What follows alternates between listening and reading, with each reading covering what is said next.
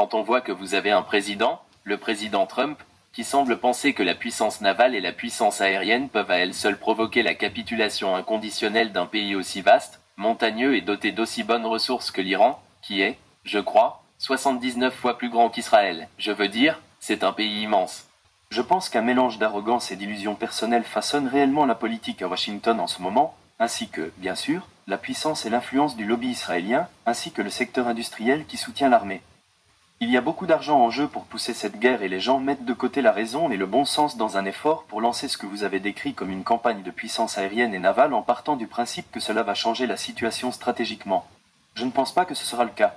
Je pense que cela va faire beaucoup de dégâts et je pense qu'il y a un risque de guerre longue à moins que quelqu'un n'intervienne pour l'arrêter. Et pour le moment, il ne semble pas y avoir de volonté d'arrêter quoi que ce soit à Washington. Ce que je trouve extraordinaire, c'est que j'ai vu plusieurs clips de Netanyahou au fil des ans, vous savez, faisant des discours disant que, vous savez, l'Iran est sur le point d'obtenir une arme nucléaire. Et nous avons en fait Tulsi Gabbard dans l'administration Trump, l'équipe, sur ce que nous appellerions un ministre. Je sais qu'il y a un autre terme aux États-Unis. Un poste de haut niveau, disant que les renseignements indiquent qu'ils n'ont pas et ne sont pas prêts de mettre au point une arme nucléaire. Alors, est-ce que c'est juste de la propagande que nous recevons, n'est-ce pas?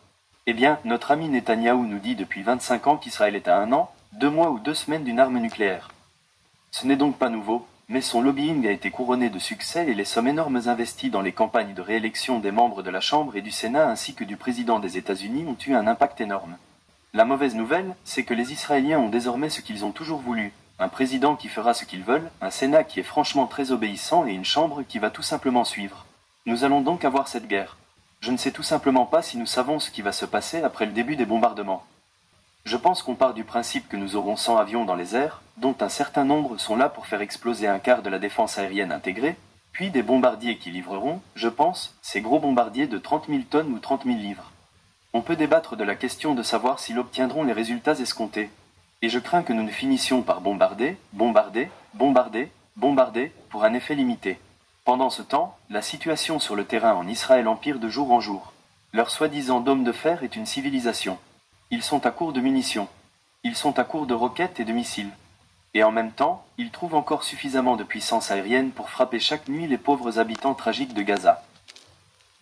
C'est donc une situation terrible. Le monde entier s'aligne contre Israël et les États-Unis. Et nous ne savons pas exactement ce que les Russes et les Chinois, ainsi que pratiquement toutes les nations musulmanes du monde, feront une fois que cela sera lancé. Mais je ne pense pas qu'ils seront très amicaux envers nous. Ouais, puis-je vous demander ? Je sais que c'est délicat parce que vous regardez de l'extérieur, mais vous avez une vaste expérience dans ce domaine. Je veux donc vous la poser. Je veux dire, il ne semble pas y avoir de stratégie réfléchie ici. C'est plutôt une sorte de réponse irréfléchie, un réflexe plutôt qu'une réflexion approfondie. Je veux dire, après l'Afghanistan, l'Irak et toutes les autres guerres qui ont eu lieu avant, il me semble que les seuls gagnants ici sont ceux qui gagnent de l'argent grâce à la guerre. Bien, ils pourraient gagner de l'argent cette fois-ci. Qu'ils en sortent indemnes ou non est une autre question. Mais votre argument de base est correct. Nous n'avons pas de stratégie en soi. La stratégie suppose que vous vous posiez des questions essentielles. Quel est le but de ce que je fais ? Ma méthode, mon utilisation de la puissance militaire va-t-elle atteindre mon objectif souhaité ? Et quand j'aurai terminé, à quoi est-ce que je veux que les choses ressemblent ? En d'autres termes, quel est l'état final que je recherche ? Je ne vois rien de tout cela se produire. Je perçois surtout des impulsions et des émotions. Et la pensée que si nous faisons suffisamment de dégâts, nous obtiendrons ce que nous voulons. C'est complètement absurde. Et vous savez, la première chose qui me vient à l'esprit, c'est la décision des Britanniques d'entrer dans la Première Guerre mondiale, ce qui n'avait absolument aucun sens stratégique. Cela a coûté aux Britanniques près d'1 million de morts et certainement plus de 2 millions de victimes. Quel était le but ? Vaincre l'Allemagne.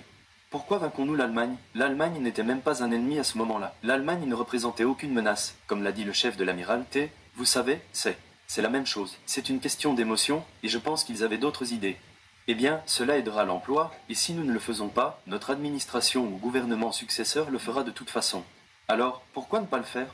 Je veux dire, ce sont ces idées stupides qui ont poussé l'Empire britannique à entrer dans la Première Guerre mondiale. Nous ne sommes même pas si sophistiqués, à mon avis.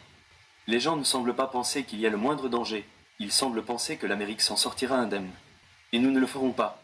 Nous sommes confrontés à d'énormes dangers. Le prix du pétrole va passer à 7 $ le gallon d'essence. Il a déjà dépassé les 75 $ le baril. Il est très facile de faire exploser ces matières premières jusqu'à la stratosphère. Cela va nuire aux familles de travailleurs. Cela va perturber nos chaînes d'approvisionnement. Et au bout du compte, tout ce que nous voulons va coûter beaucoup plus cher. Vous savez, c'est une mauvaise situation. Et pour une raison quelconque, nous mettons tout cela de côté en partant du principe que Wilbomb et notre ennemi présumé à Tron vont s'effondrer. Se mettre à genoux et demander pardon. C'est fou.